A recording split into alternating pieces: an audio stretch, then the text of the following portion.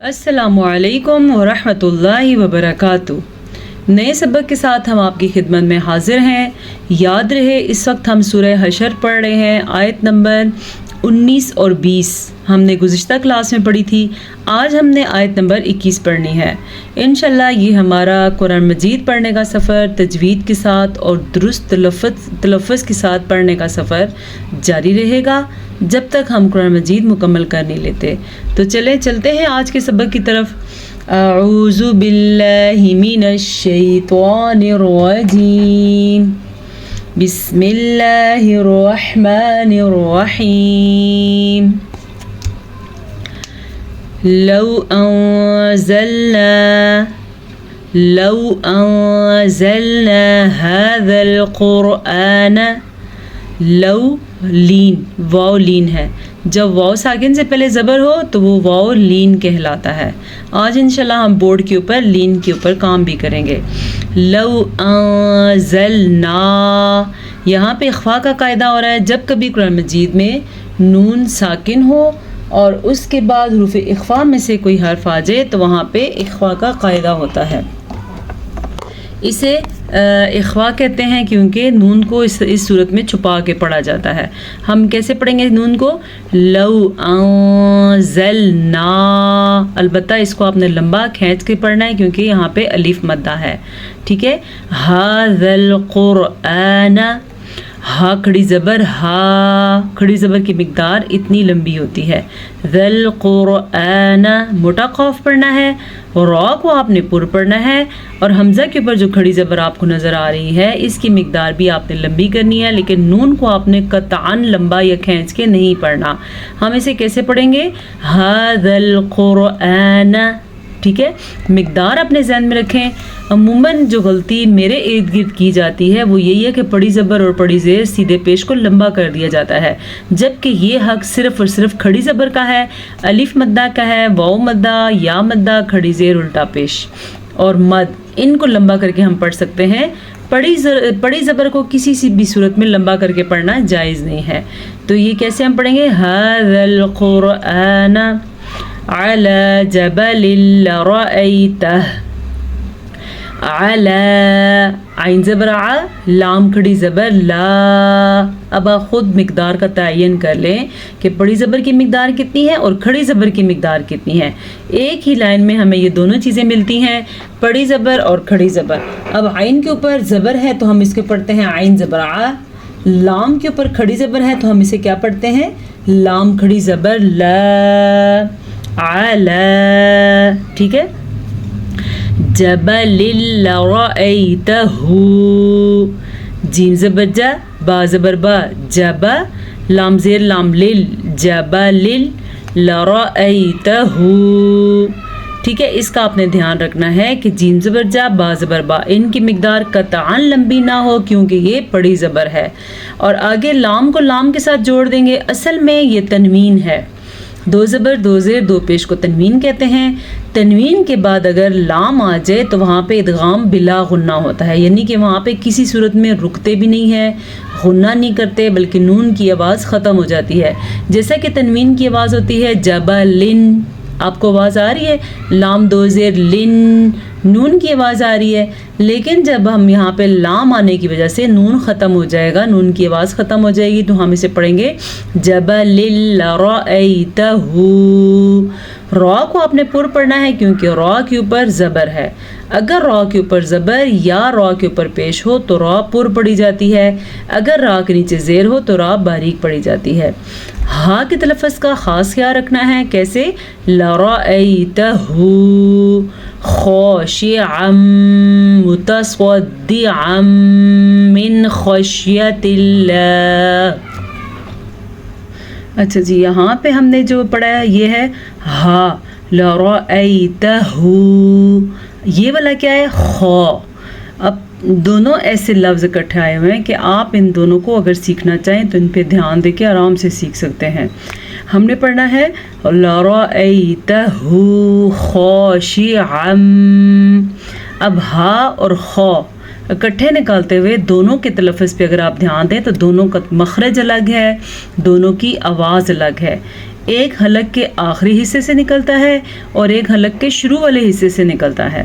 تو ان کی آواز کیسی ہے؟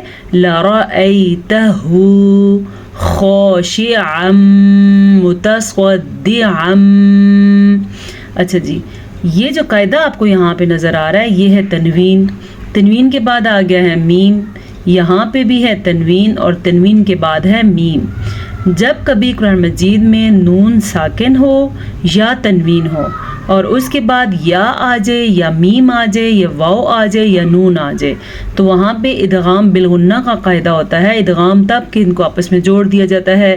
بالغنہ کیسے ہوتا ہے؟ کیونکہ غنہ کیا جاتا ہے یہاں پہ. تو ہم نے کیسے غنہ کیا؟ خاشعا متصدعا. اب آپ کو جو کی آواز نظر آ رہی ہے یہ میم غنے کی ہے. جب آپ کو ان کی آواز نظر آتی ہے تو وہ نون کے غنے کی ہے. تو پھر سے آپ اس کو غور سے پڑھنے کا طریقہ سیکھیں. خاشعا متصدعا من خشیت اللہ. جب کبھی وقف پہ ہمیں رکنا پڑ جائے اور اس طرح کی ہا آ جائے یا اس طرح کی تا آ جائے، تا آ جائے وہ بھی ہا بن جاتی ہے، ہا آ جائے تو اس کی آواز بھی آنی ضروری ہے.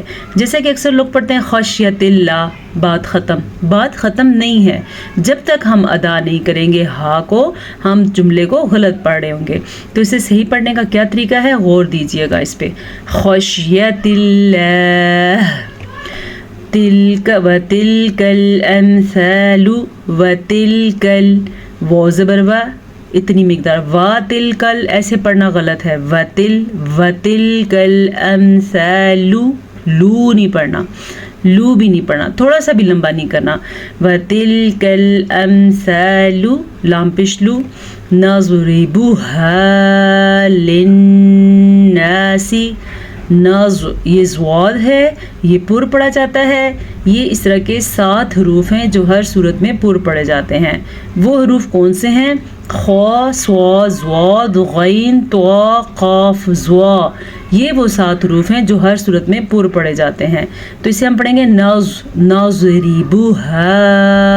اب را جو ہے اسے پر نہیں پڑھ سکتے اس وقت کیونکہ اس کے نیچے زیر ہے. ویسے اگر را کے اوپر زبر اور پیش ہو تو را پر پڑھی جاتی ہے، لیکن یہاں پہ زیر ہونے کی وجہ سے را کو ہم باریک پڑھیں گے. نضربها للناس غنہ. لعلهم يتفکرون. عین کا تلفظ آپ نے صحیح پڑھنا ہے. اگر کوئی اس کو پڑھے گا لعلهم اس کا میننگ الگ ہے، لعلہم اس کا میننگ الگ ہے. تو جب آپ حرف کو اس کی حیثیت سے بدل دیں گے تو معنی خود بخود بدل جائے گا.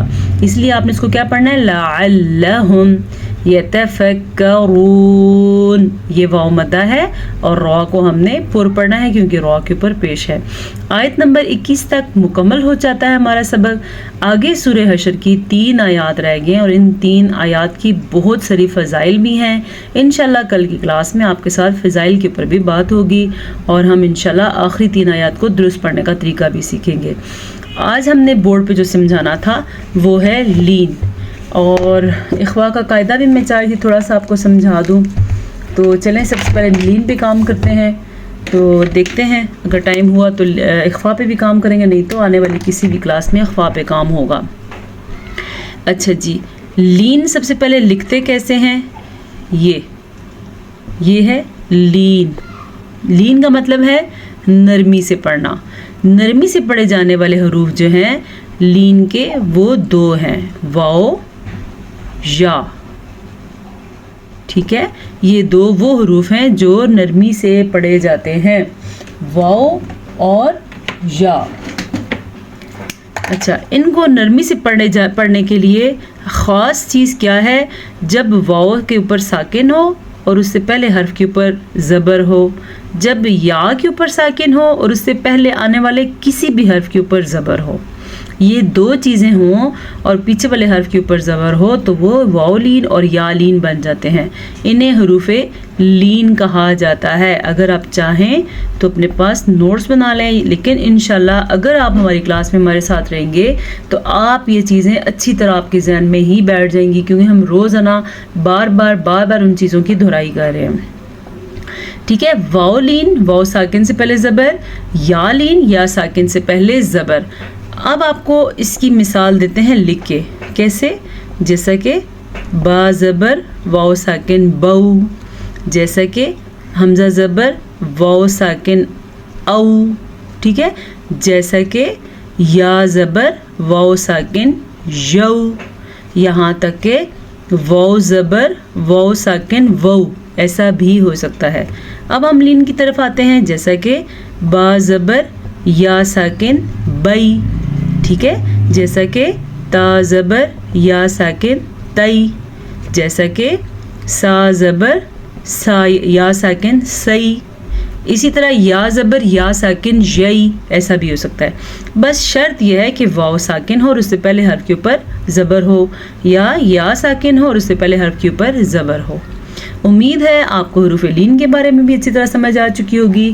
اگر آپ کو کوئی سوال پوچھنا ہو تو آپ ضرور پوچھا کریں. آپ سے پھر ملاقات ہوگی ایک نئے سبق کے ساتھ. اجازت چاہتے ہیں. السلام علیکم ورحمۃ اللہ وبرکاتہ.